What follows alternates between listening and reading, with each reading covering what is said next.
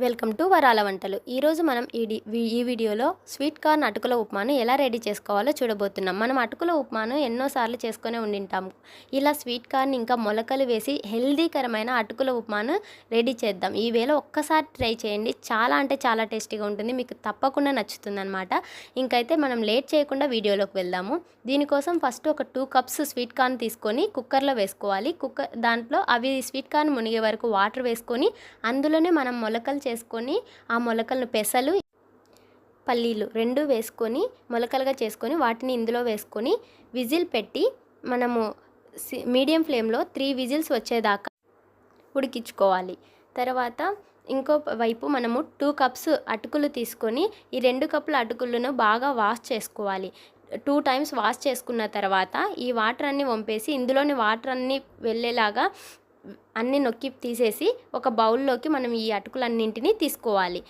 తర్వాత మనం ఒక కడాయిని పెట్టుకొని స్టవ్ మీద అందులో 3 స్పూన్స్ పైన ఆయిల్ యాడ్ చేసుకోవాలి. ఆయిల్ కాస్త హీట్ అయిన తర్వాత 1 స్పూన్ జీలకర్ర, కొద్దిగా కరివేపాకు, 1 స్పూన్ కరివేపాకు పొడి, 1 స్పూన్ ధనియాల పొడి, ఒక హాఫ్ స్పూన్ మనము మిరియాల పొడి, ఒక హాఫ్ స్పూన్ పసుపు వేసి బాగా కలుపుకోవాలి. కలుపుకున్న తర్వాత ఒక ఆనియన్ను ముక్కలుగా కట్ చేసి ఇందులో యాడ్ చేసి కలుపుకోవాలి. తర్వాత 6-7 పచ్చిమిర్చిని ఇలా ముక్కలుగా కట్ చేసి అవి వేసుకొని బాగా కలుపుకోవాలి. వీటన్నింటిని బాగా కలుపుకున్న తర్వాత ఇందులోనే ఒక చిటికెడు ఇంగువ వేసుకొని కలుపుకోవాలి. తర్వాత ఇవన్నీ బాగా ఉడికిన తర్వాత 4 టమోటాలను ఇలా పెద్ద ముక్కలుగా కట్ చేసి యాడ్ చేసి ఇందులోనే కొద్దిగా వాటర్ యాడ్ చేసి మనం ఈ టమోటా అంతా మెత్తగా ఉడికేదాకా ఇలా కవర్ చేసుకొని మధ్యలో కలుపుతూ ఉడికించుకోవాలి.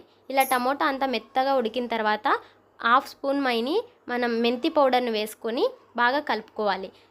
తర్వాత మనం నానబెట్టి ఉంచుకున్న అటుకులను వేసి మొత్తం ఈ పోపు అంతా కూడా అటుకులకు బాగా పట్టేలాగా బాగా కలుపుకోవాలి. తర్వాత మొలకలు మనం ఉడికించి పెట్టుకున్న మొలకలు ఇంకా స్వీట్ కార్న్ అన్నీ వేసి ఈ పోపు అంతా వాటికి బాగా పట్టేలాగా బాగా కలుపుకోవాలి.